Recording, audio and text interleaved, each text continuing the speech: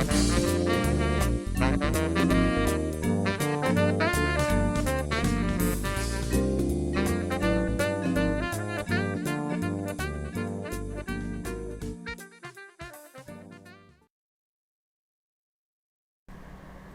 folks, I'm L.A. Little and this is your daily TA Wrap, where we take a look at these markets and we do it from a neoclassical perspective, each time asking ourselves what happened today and what does it tell us about the coming days. I do this show 4 times a week, every Monday through Thursday, live at 9 o'clock Eastern Time, here from the base of what is now going to be a snowy night in the Rocky Mountains. Yeah, it's the end of March. No, it's the beginning of April. Is it April Fool's? No, I guess not, but it looks like we will get some snow. Usually a snowstorm or two this late in the season is not that unexpected here. It comes and it goes, and it's like everything else except for the market, which just comes on and on and on and keeps going and going and going. The Energizer Bunny market. Let's look at the numbers here. What do we got? Let's pop them back around. We got the industrials up 40 today, 16,573. The SPX pulls away 5.38, higher 1890. So 1891, almost at that 1900 mark. Got as high as 1893 today. Composite taxon 8, 4276. The NDX up 7.5, 3665, roughly 3666. And the Russell actually was the leader once more. This 3 days in a row, 11,092, almost 93, up 4 points. We had gold up. I think it was up about $12 today. I gotta start taking these snapshot of the ending numbers like I've been trying to get used to doing. It's down slightly after hours because these are real-time numbers here because they trade all night. The dollar was up 0.2%. The silver, yeah, I guess I'm trying to figure out which one's which. Looks like I still have them both on there, so I don't guess I need. Yeah, I do need this one. Oh, it's gold. Mixed up. Okay, so silver was up slightly as well, and it's down after hours as well. Actually, it's down quite a bit. I was listening, I used to listen occasionally to a gentleman by the name of Tom O'Brien. I've actually written a review on one of his books, Timing and Trade, which was, I think, his first one. And I tuned into him yesterday out of curiosity. Actually, I went back and looked at the archive out of curiosity to see what he had to say about, the breakout to the new high again, because I know he's been very bearish for a very long time. And it was interesting because somebody took him to task on it, and he gave this reasoning for his bearishness. And I bring it up because, I pulled up the Dow tonight and was looking at it as well. And, I qualify trends. I say whether they're suspect bullish or the confirmed bullish. Suspect just gives it a little less of a probability of continuance. That's what all the research did. That's what I found.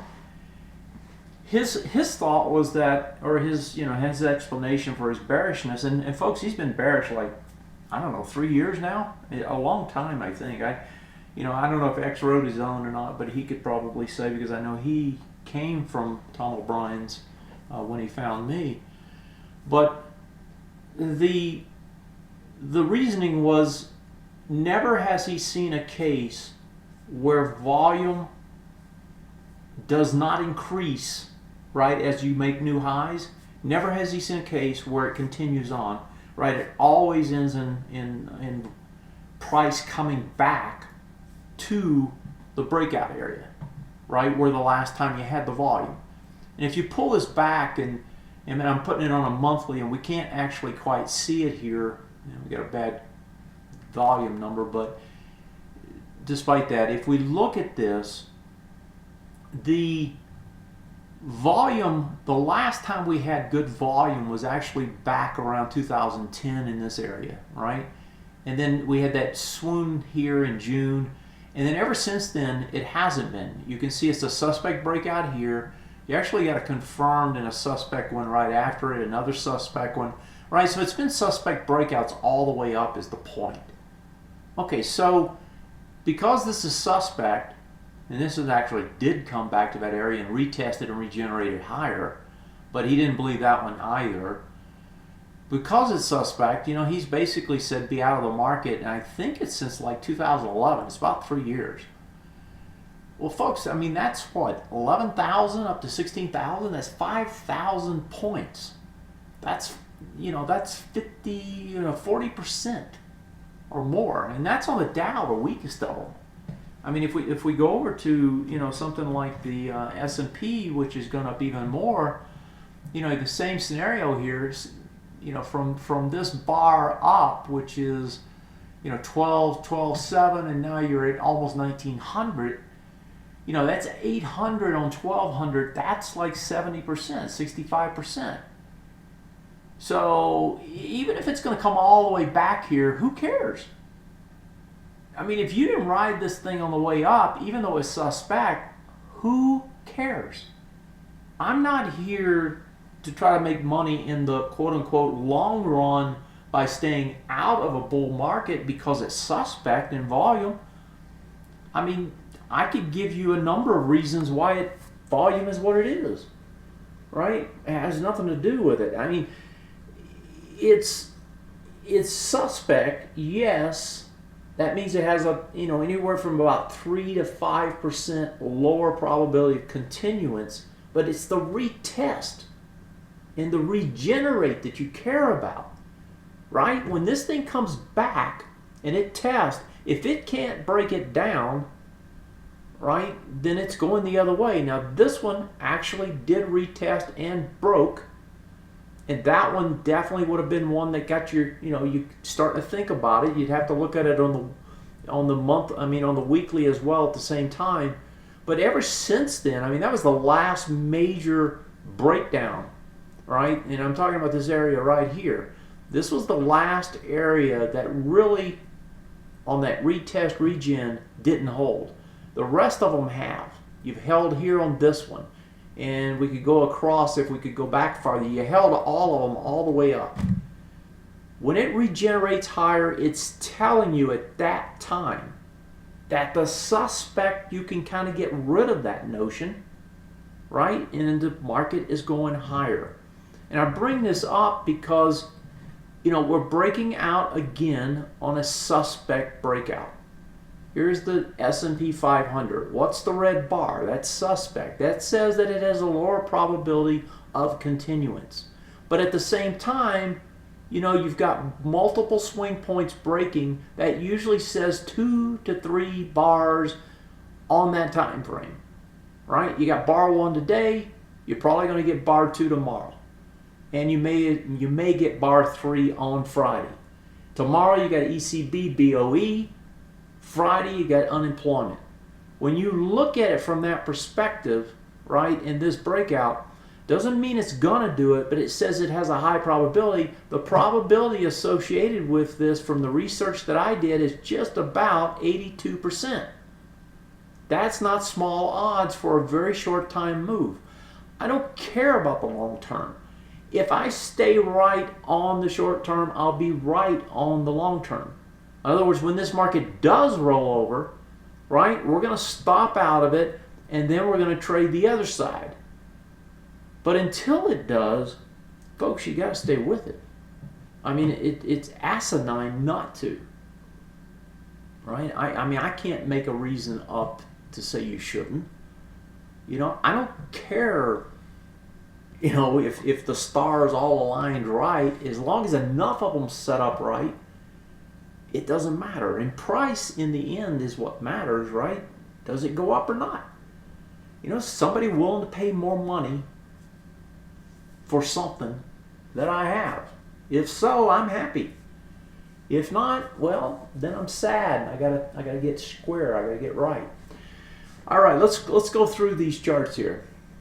So what do we got here? S&Ps. Okay, so today actually you got a good thing happening here. S&Ps, they stretch away on that bar. Remember last night I talked about the fact that, you know, the push up didn't have much room for failure, right? In other words, it come back fairly easy. Well, today you actually did come back and do the retest regen on the very next bar.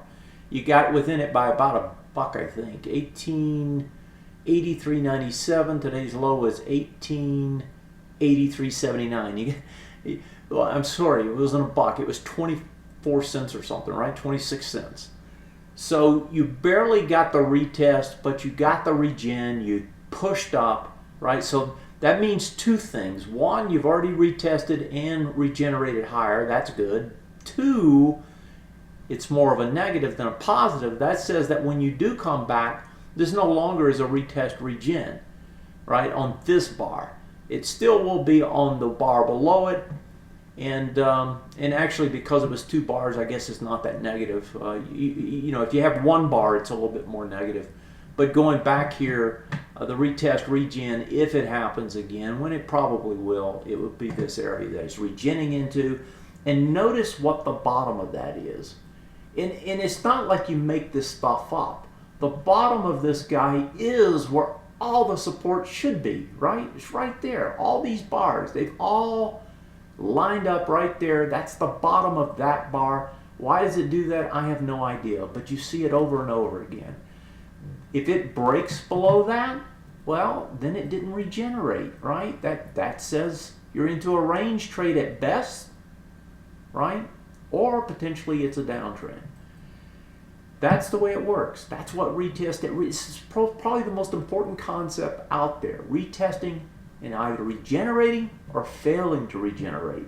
That's what tells you whether something's suspect or even confirmed will or will not continue. Okay, so the S&P looks fine. Dow Jones looks fine.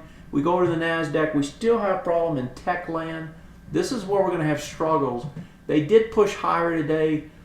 They just barely got up. They were trying to break down today, but they held it up. Techland, big cap techs, struggling. I mean, I could pop through two or three of them here. Let's just go through the top three. Google is the least of the three in terms of weighting in the index. You can see how that was struggling. Go to Microsoft. Now, Microsoft has actually been doing better, but it was struggling today as well. A little doji at the top. And then, of course, Apple is the largest weighting. Apple also struggling. So all three of them struggling. They all three just kind of hung up there. They were down a good part of the day, and then they came back. The NASDAQ actually went negative on the day. The index did. So index, NASDAQ struggling, but who isn't? The Russell. The Russell keeps stretching higher, just like the S&Ps. This is a really good sign. And, you know, I don't know if they're discounting the thought that the employment numbers are going to be big, but this thing's going up to try to test those swing point highs. You've got a pretty good stretch already going. Yeah, maybe you can pull back any day now, right? Next bar after that, who knows? But I've seen this thing do this before too, and I know you have, right? Where it just goes and goes and goes, and I have no idea if this one will do it. My suspicion is it won't, but you know, I've had that suspicion before and I've been fooled. So what am I going to do? I'm just going to stay with the trend. And the trend is up. The trend's your friend. Don't fight it. Go with it. And that's all I got to say about that stuff. Let's look at the sectors here.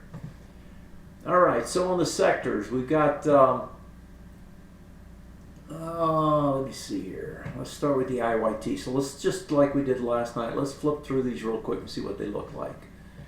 Okay, so IYT breaks over. Remember we were going to test last night? Well, we don't test, we break. That's two swing points. You broke them on two consecutive bars. That says this thing can extend a little bit farther.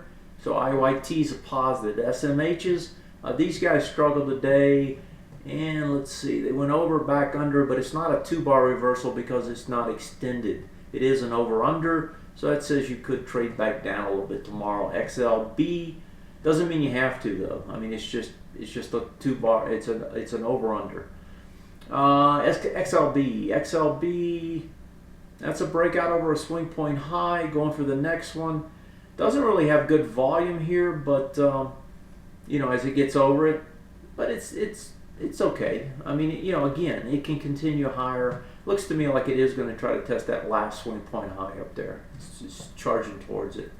So I've got one real strong one, which is the IYT. The others so far are blase. XLE looks fine. This one pushed up, hit 90 today. That one's still looking fine. And that one broke out on multiple time frames, so that one could continue to extend. XLF hanging up there at the high, still a range trade, nothing there. So you got XLE, IYT still looking good, everything else looking okay. Here's the charge on the XLI, breaks over a swing point yesterday. This one's going for the highs, and it looks like it's going to take it. That's a positive. That's 3 positives, no real negatives. And XLK, that's kind of an over-under, but you got more volume, so that's actually still positive as well. XLP, here's the safety guys. Let's see what they're doing. They're hanging at the highs, and actually in a market that wants risk on, to hang at the highs is pretty good. XLU, what does it do? Comes back. That still looks okay. It does look like you can retrace a little bit more. Yeah, maybe a little bit more retrace. XLV. Okay, so this has got the biotechs. I see a question on biotechs. We'll tackle that in a minute. And this one's stretching up. It's going to try its darndest probably to get up to here, into this area. And I don't know if it can do it, but it's going to try. And we'll look at the IBB and the BBH here in a second, see what they look like. XLY, this is discretionary. This one really got taken apart and then started battling back. And we saw this before too, right? Here it goes. This one looks like it's going to go test these highs. I actually thought it wouldn't get over resistance, but it did. So that's actually another positive. So it looks like about half of these are positives, really no serious negatives yet. So sector-wise looks fine. Let's look at the ox markets right quick and see what we got there. Okay, let's pop into the bonds first. So the bonds, are they saying anything? I know they were down again today, and they were probably testing that low, and they got under it. So bonds really selling off as the market works higher. So they're in the bottom half of the range again, and this is, you basically had this half of the range, and then you had the other half down here, and it's been hanging at the upper half for a while. Looked like it was going to stay up there, but now it's broken back. So in bond land, this has to come back up here real quick, or what are you going to do? You're going to test all these lows again. So bonds are kind of at a point where they've got to reverse. Otherwise, you're going to go even lower. So I know some members shorting this. They're doing well. I happen to be buying it as a hedge on the other side and not doing so well. So bonds still trading down. That's actually market positive. Let's look at that silver and gold market real quick, because I know a lot of folks trade these. So silver gets a spike up. It's an ugly ending. Gets over resistance. Let me see. That's 1939. Probably goes into it. Just missed it. Yeah, it looks like that one can bounce just a little bit more. Let's see what the gold looks like. Gold has been stronger. And let's see. So gold, about the same in terms of ugliness. So gold goes into the top of this bar, 124.79. Didn't quite make it. So again, that looks to me like it's going to try to test a little bit higher. But if it can't get over this bar, then it's really in deep doo-doo, because then you're going to see another pullback, right? So gold's here, does an ABCD structure down, finishes it off, starts a bounce, right? Runs into this big resistance here off of this bar. Doesn't quite get to test it, right? Comes back a little bit. I expect it will test it. If it can get over it, well, then you can go do your retest regens, right? Back up here. If it can't, right, then what are you doing? Another ABCD down, right? You'd end up with another one to the downside. So, and that would take it back into these lows, and that could get ugly. So we'll see what gold wants to do. Again, Gold weak, that's market positive. Let's look at the dollar. Dollar was a little bit stronger today. And dollar's going to test that swing point high. And it looks to me like the dollar is going to try its best to break out. But it's got a big bar here to deal with, 21.56. At a high is 21.49. And the reason I keep watching the dollar is if the dollar gets stronger, 50% of the weighting is in the euro. The euro has the ECB tomorrow, and the threat is that they're going to pull out their QE guns and go blazing. And if so, then the euro is going to do another ABCD structure on the way down. It already done one, already tried to do one, and it failed right here, right? Bounced back up. Now it's going to try again to do one. And you got all your big bars back here. So you could certainly see a case to make it all the way back into this range. If you pull the weekly up and over on the euro, you can see more flavor. The euro has been definitely doing this, even with all the threat of easing. It hasn't mattered because why? Because so far Draghi has never done what he said he's going to do. He says he's got all these tools, he's got all these guns, and he never uses any of them. And I don't think anybody believes him. If he comes out blazing tomorrow, this market will take notice. That FXE is going to drop like a rock, and the dollar is going to take off. That's going to be hard for gold. If gold can withstand that, then something's going on in gold. That's the sort of stuff you like to look at, give you some sort of a feel for what's really happening. But the bond sell-off today, I want to take one more quick look here to see the IEF, which did break down. So it broke multiple swing points. That also is market friendly. This one has to reverse quickly and get back over a swing point low, or bonds are going to actually work much lower. All right, let's see here. So there was a question on the IBB. Let's take a quick look at it. And I know you were short, Dan. 243 is where you shorted. You know, I think you're in good spot. The problem is that, you know, and I'm sure you know this, you're getting to be a pretty good trader from what I see. This area right here is the key, right? And that's where it can test to. Now, if it gets over that, you're going to have a stop up here somewhere, right? But until it does, I think it's probably not a bad trade. Matter of fact, I've been watching it myself. I've been watching to see it test into that area. Today, you almost got it, right? Today, the low on this was 245.86. You got as high as 245.42. I was watching for it to get into that zone and see a failure there. Didn't quite get there. I didn't pull the trigger, but I think you're probably in a good spot. These guys have troubles.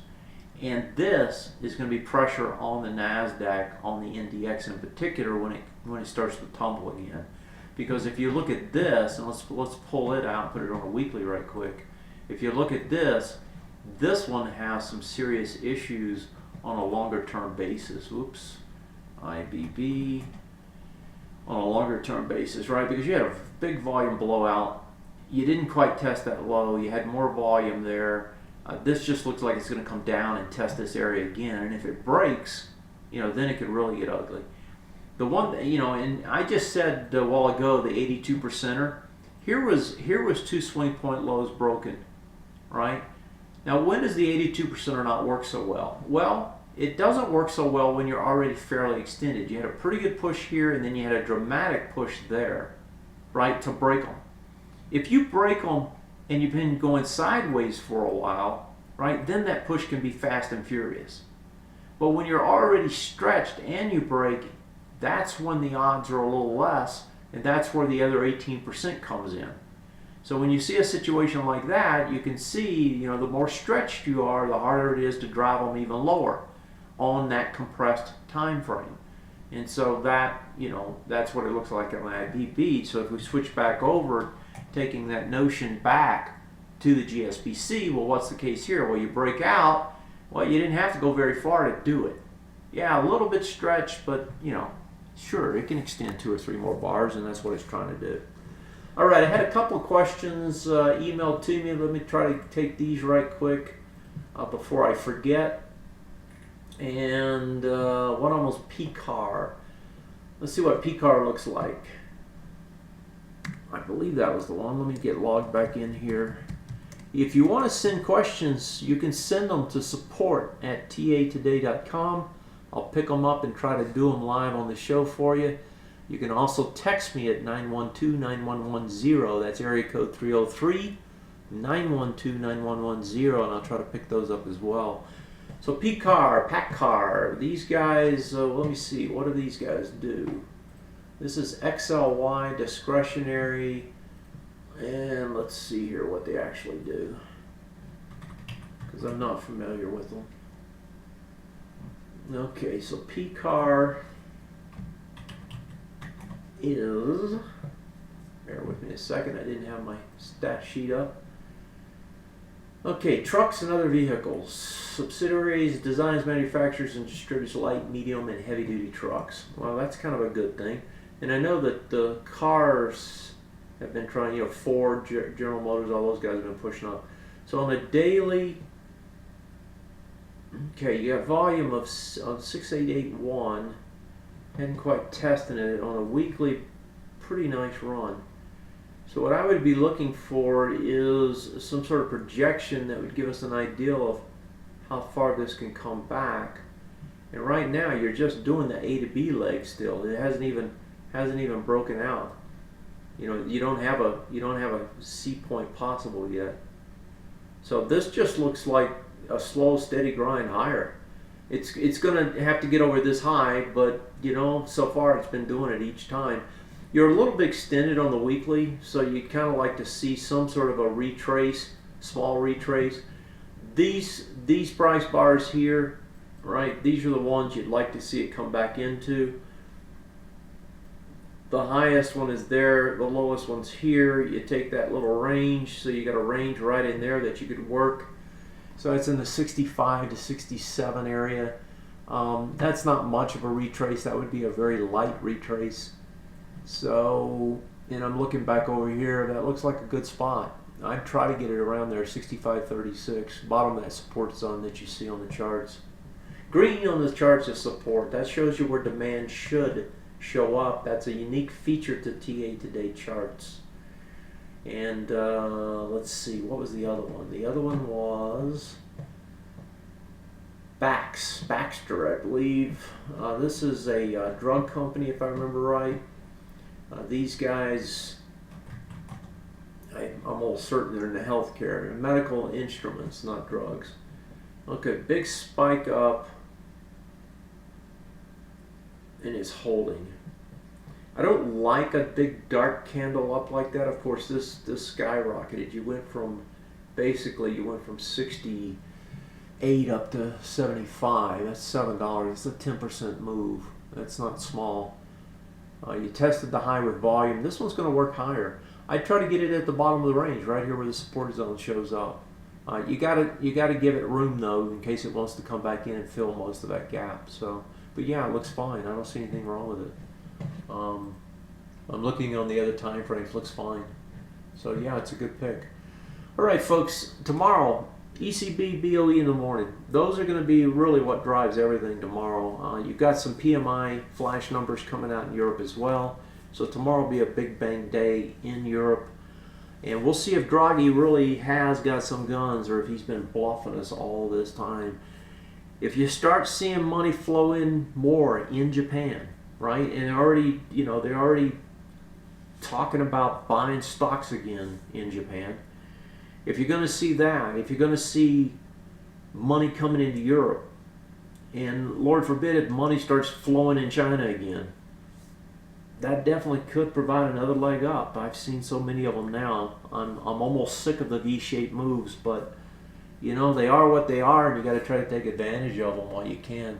One of these days, the chairs will be full and the music will stop. So enjoy it while you can. Have yourself a great night. Thanks for joining me. Take care of yourself, and I'll see you next time. Until then, I'm LA. This is and was your daily TA wrap. Have a great night and take care. Good night, folks.